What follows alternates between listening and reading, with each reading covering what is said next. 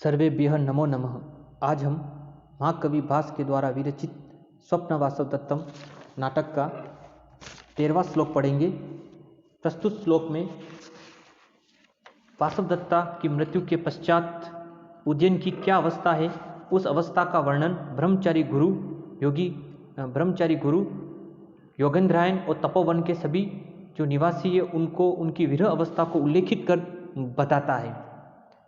इस श्लोक से पहले वाले श्लोक में हमने देखा कि लावण गांव से कोई एक ब्रह्मचारी तपोवन में आया हुआ है। वह तपोवन में प्रवेश करता है। वहाँ पर पद्मावती, वासवदत्ता, योगेंद्रायन आदि सभी को देखता है।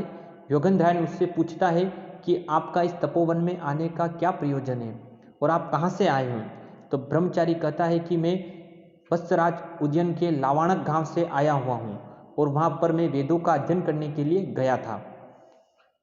तो ब्रह्मचारी को योगेंद्रायन पूछता है कि आपने वेदों का अध्ययन पूर्ण कर लिया है। तो वह ब्रह्मचारी योगेंद्रायन से कहता, नहीं, मेरे वेदों का अध्ययन अपूर्ण रहा है, पूरा नहीं हुआ है। हमारा जो राज्य है, वहाँ के जो राजा है उज्जैन है, उनके ऊपर एक भयंकर विपत्ति आ पड़ी है। तो योगेंद्रायन ने कहा, कौन सी विपत्ति आई है? तो वह कहता है कि एक बार हमारे महाराज उज्जैन जंगल में शिकार खेलने के लिए गए, साथ में राजकुमारी वासवदत्ता भी गई। जब वासवदत्ता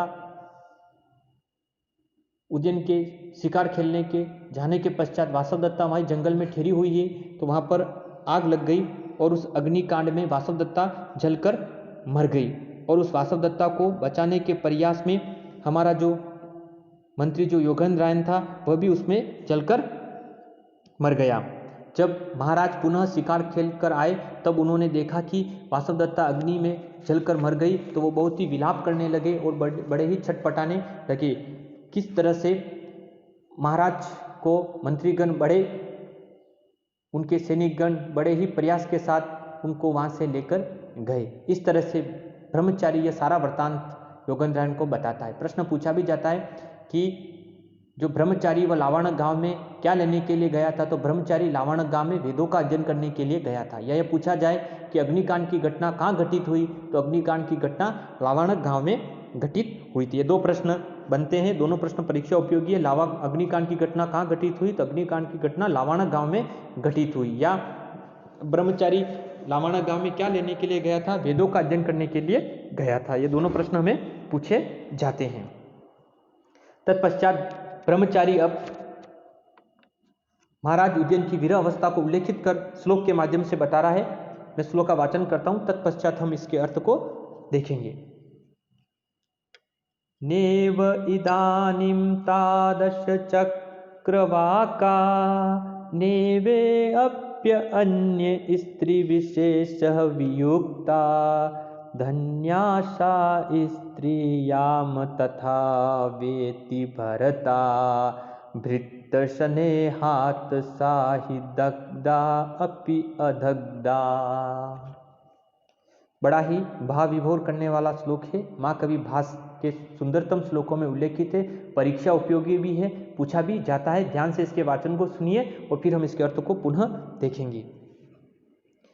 नेवे इदानीं तादश चक्रवाका नेवे अप्य अन्य स्त्री विशेष वियुक्ता धन्याशा स्त्रियाम तथा वेति भरता भृत्तशनेहात् सा हि दग्धा अपि अदग्धा।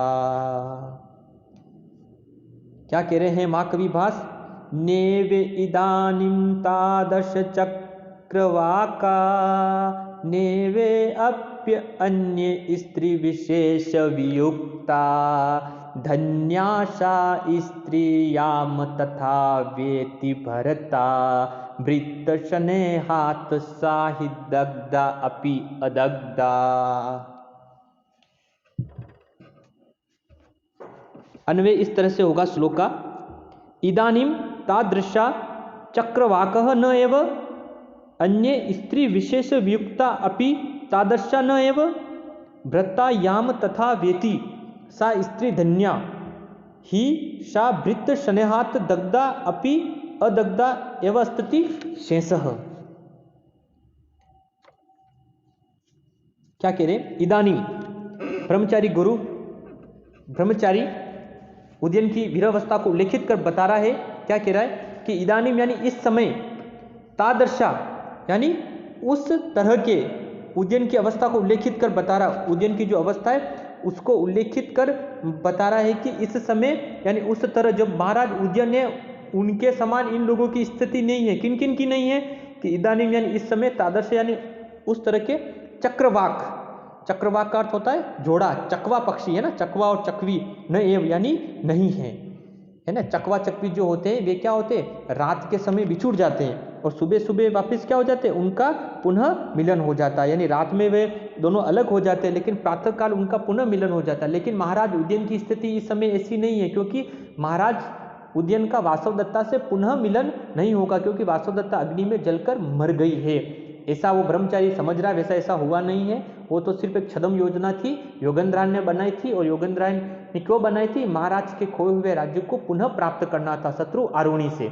लेकिन अन्य सभी व्यक्ति विशेष को यह मालूम चल रहा है कि वासवदत्ता अग्नि में जलकर मर गई, इसलिए ब्रह्मचारी कह रहा है इदानीम तादर्शा चक्रवाका न एव, यानी इस समय उस तरह के चक्रवाक पक्षी भी नहीं है, क्योंकि चक्रवाक जो पक्षी का जो जोड़ा है वह रात के समय बिछुड़ता है लेकिन सुबह पुनः उनका मिलन हो जाता है। फिर कह रहे अन्य स्त्री विशेष वियुक्ता अपि तादर्शा न एव, और अन्य जो स्त्री विशेष हैं है ना, अन्य जो दाम्पत्य जो लोग हैं, दाम्पत्य परिवार जो लोग हैं, वे भी अपने विशिष्ट स्त्रियों से वियुक्त अन्य कोई भी नहीं है। कहने का तात्पर्य कि अन्य स्त्री विशेष यानी अन्य अपने दंपतियों से वियुक्त हुए अन्य लोग भी महाराज उदयन के समान नहीं है। जैसे भगवान श्री राम और सीता है ना, इनका वियोग हुआ लेकिन ये पुनः मिले। तत्पश्चात नल दमयंती, इनका भी पुनः मिलन हुआ।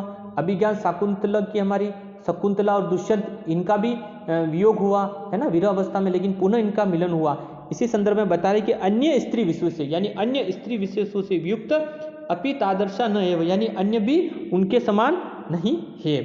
फिर कह रहा भृतायाम तथा वेति सा स्त्री धन्या। भृता का अर्थ है स्वामी,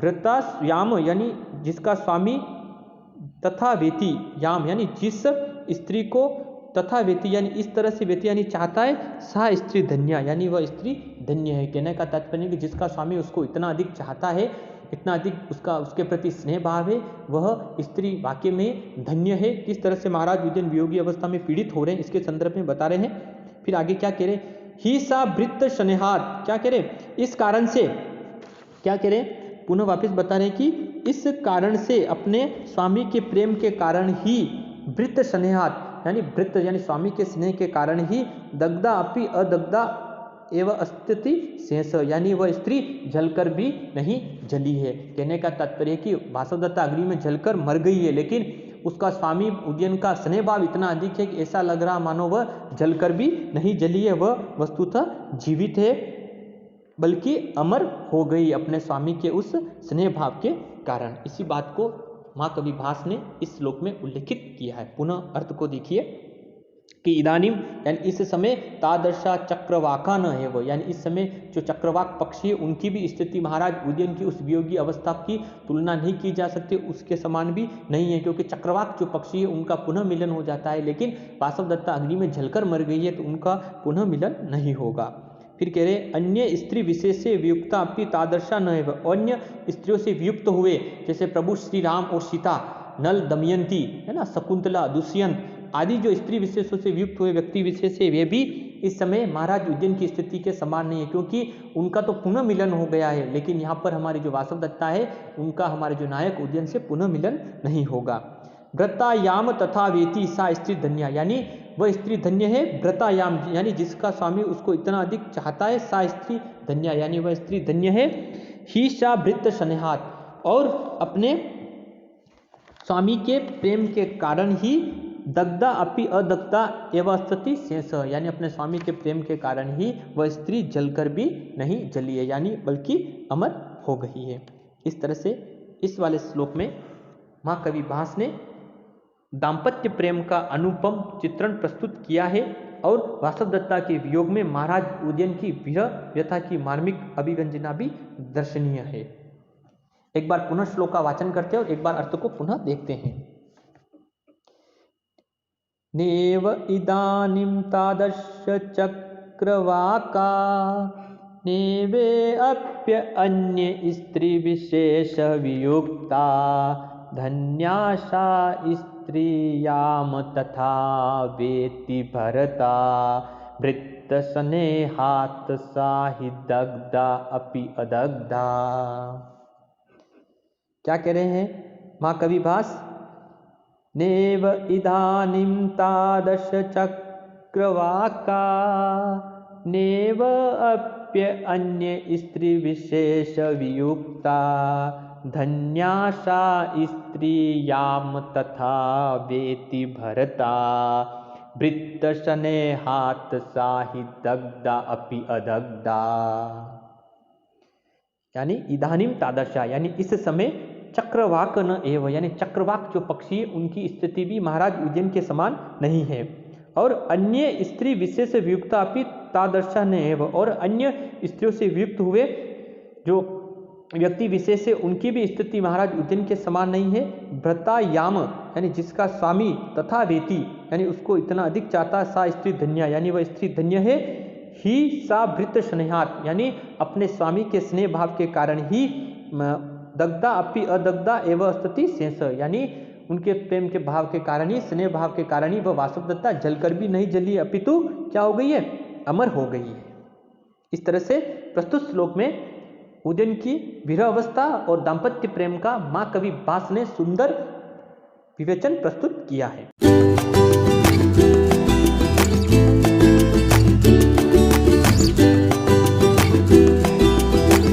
सर्वेभ्यः नमो नमः।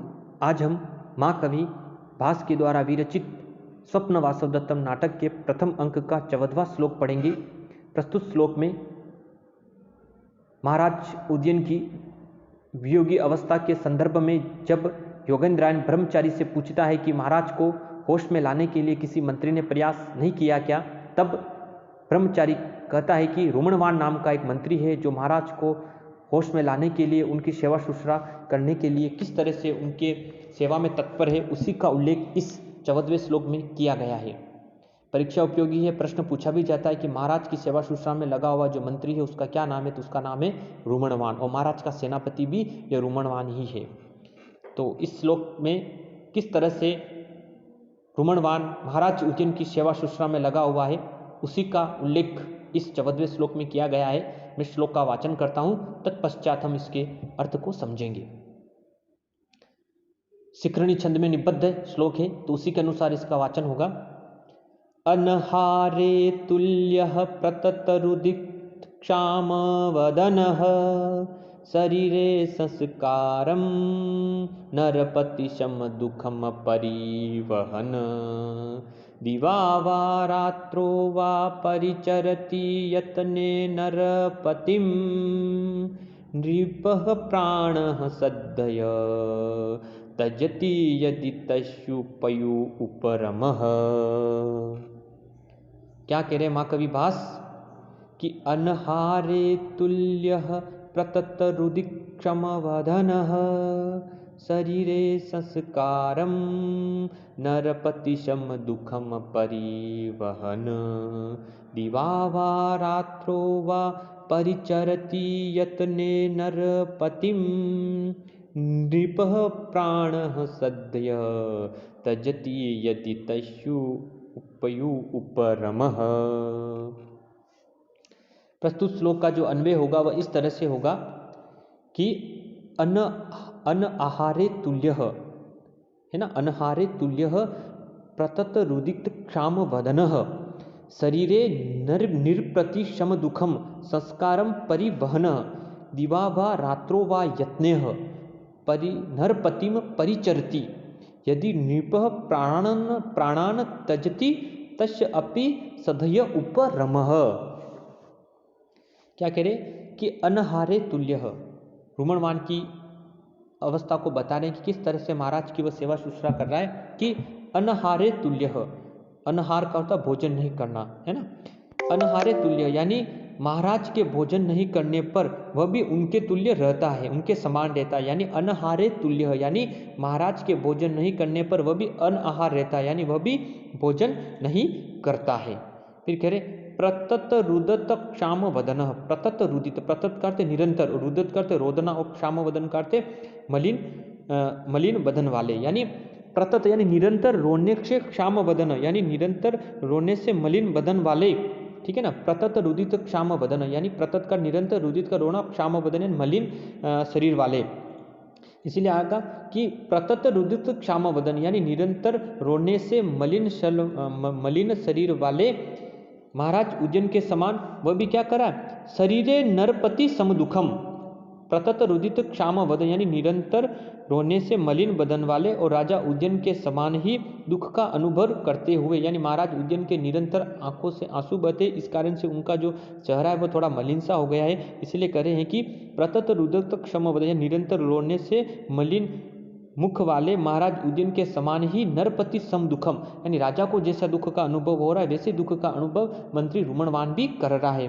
प्रतत नरपति सम दुखम, दुख का अनुभव करते हुए संस्कारम परिवहन, यानी उसने भी क्या कर दिया, संस्कारों का परित्याग कर दिया। संस्कारों का परित्याग से हमारे शरीर रूपी जो संस्कार है, नहाना धोना, शरीर की साफ सफाई है ना, खाना पीना, शरीर को चलायमान रखने के लिए जिन दैनिक कार्यों की आवश्यकता होती है उनको संस्कार के संदर्भ में यहाँ पर माँ कवि भास ने उल्लेखित किया है। इसीलिए कह रहे कि संस्कार परिवहन, यानी उसने भी क्या कर दिया, सारे संस्कारों का यानी नहाना धोना भी छोड़ दिया। फिर कह रहे दिवा व रात्रो व यत्न, यानी दिवा यानी दिन और रात्रि यानी रात्रि के संदर्भ, यानी वह रात दिन, यत्न यानी बड़े प्रयास से क्या करा, नरपतिम परिचरती, वह दिन रात राजा की क्या कर रहा है, सेवा शुश्रूषा में लगा हुआ निरंतर राजा की सेवा कर रहा है। फिर कह रहे यदि नृपः प्राणान त्यजति, यानी अगर कहीं कदाचित अगर नृप का अर्थ महाराज उदयन प्राणान त्यजति, यानी महाराज उदयन अगर प्राणों का परित्याग कर दे तो तस्य अपि सदय उपरम, तो उसकी भी क्या है, सदय का अर्थ है यहाँ पर अवयव पद तत्काल के संदर्भ में, अचानक है ना, तत्काल, तो उसकी भी क्या है, सदय उपरम, यानी उसका भी मरण निश्चित है।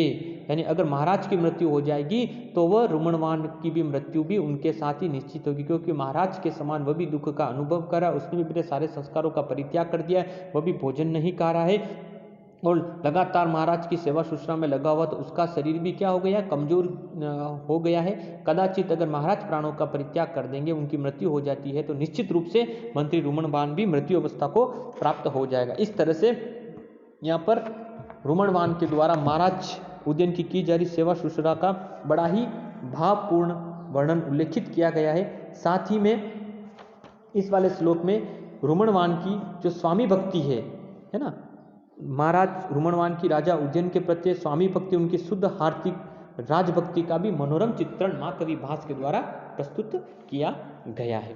पुनः एक बार श्लोक के अर्थ को देखते कि अनहारे तुल्य, यानी अनआहार यानी महाराज के आहार नहीं करने पर, यानी भोजन नहीं करने पर वह भी क्या करता है, तुल्य यानी उनके समान भोजन नहीं करता है। प्रतत रुदित क्षाम वदन, यानी निरंतर रोने से क्षाम वदन यानी मलिन मुख वाले राजा उज्जैन के समान ही दुख का अनुभव करते हुए नरप्रति सम दुखम, यानी नरपति के समान दुख का अनुभव करते हुए उसने भी क्या कर दिया, संस्कारम परिवहन, यानी नहाना धोना भी छोड़ दिया है। और दिवा व रातो व यत, यानी दिन रात वह बड़े प्रयास से राजा की सेवा कर रहा है, परिचरती है ना। यदि नृप प्राणान त्यजति, यदि राजा प्राणों का परित्याग कर दे तो तस्य अपि सदय उपरम, उसकी भी तत्काल यानी अचानक से मृत्यु हो जाएगी। इस तरह से रुमणवान के द्वारा महाराज उज्जैन की जा रही सेवा शुश्रूषा को इस 14वें श्लोक में उल्लेखित किया गया है। पुनः एक बार श्लोक का वाचन करते हैं और एक बार अर्थ को पुनः देखेंगे। अनहारे तुल्य प्रतत रुदित क्षाम वदनः शरीरे संस्कारम नरपति सम दुखम परिवहन दिवा वा रात्रो वा परिचरति यत्ने नरपतिम नृपः प्राणः सदयः त्यजति यदि तस्यो उपरमः।